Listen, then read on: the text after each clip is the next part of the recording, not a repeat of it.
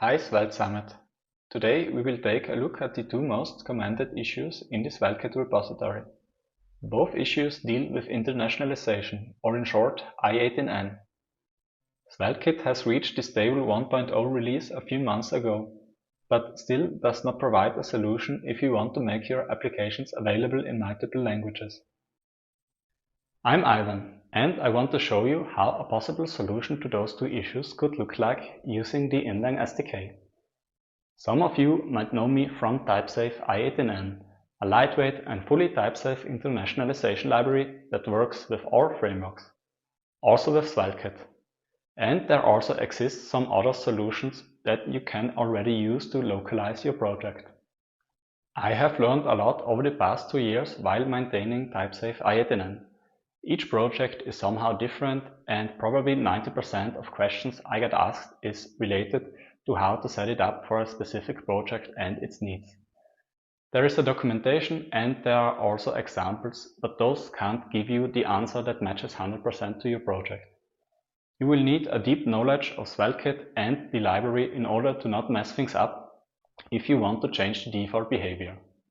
A better approach is needed. So I teamed up with Inlang to solve those problems. And now I will show you how easy it should be to use i18n in any project.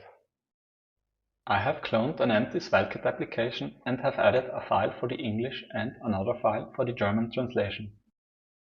Let's install the Inlang SDK.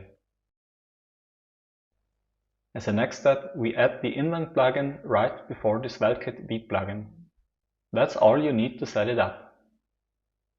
We can now go to our plus-page.svelte file and render our first message on the homepage. To do that, we import the Inlang function and call it with the key we have defined in our language files.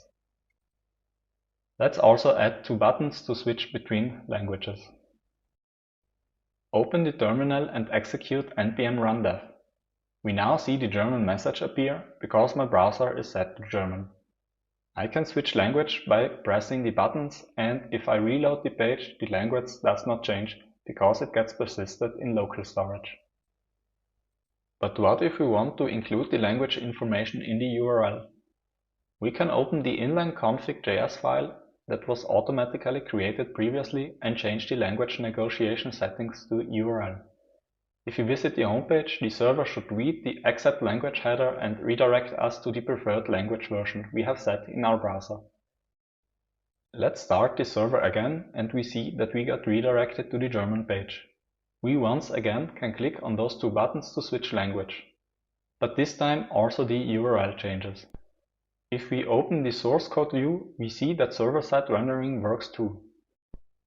And to prove that the server is doing the redirect, we can try to visit the homepage, but we immediately see the German page because we got redirected. But what if you want to output a static application where no server is involved? Let's do that by setting the pre-render option to true in the root layout file and see what happens. We don't really see a difference in the browser, but if we visit the homepage in the source code view again, we no longer get redirected. If we visit the homepage in a regular way, JavaScript kicks in, reads the language information from the browser, and redirects me again to the German page. So why are those two issues still open? This one is already 4 years old and the work on it hasn't even started yet. You need quite some time to go over all comments. Making a project available in multiple languages is not just replacing text A with text B.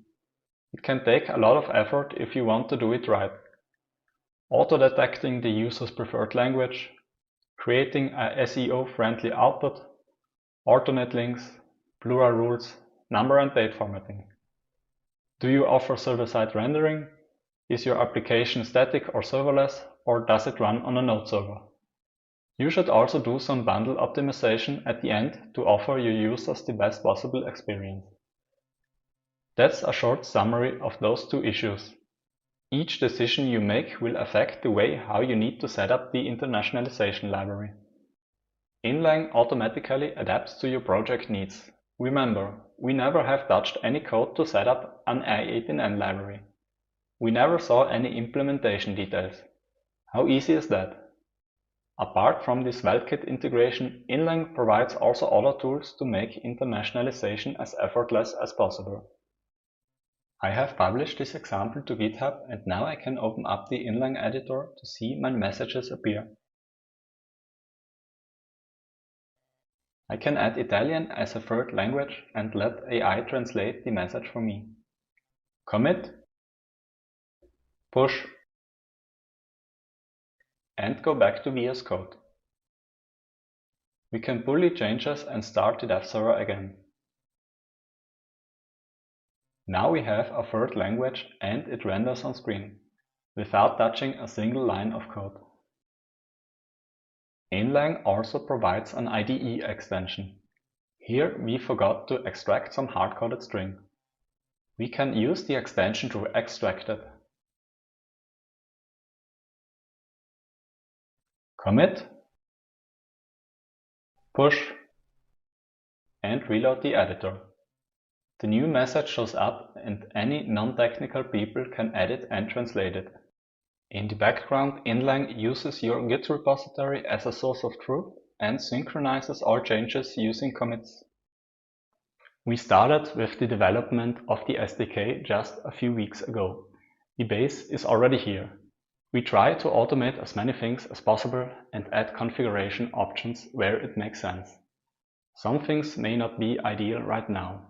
We needed to find some creative ways to deal with some limitations SvelteKit currently has, but we already have talked with the SvelteKit team and together we are looking for a solution to make things more simple. We need your feedback. Try it out and let us know what you think. We are just at the beginning. Tell us what features do you want to see. This feedback helps us prioritize our development efforts.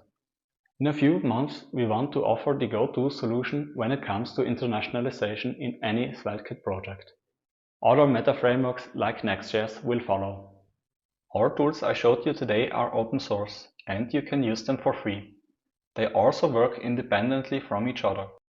If you have an existing project, you can try the editor first without refactoring your whole codebase, or you could use the SDK also without the other tools. I hope I could give you a quick overview of Inlang and show you how easy it should be to localize a project. We take the burden off your shoulders and hopefully Rich Harris is able to make that satisfying click on both issues.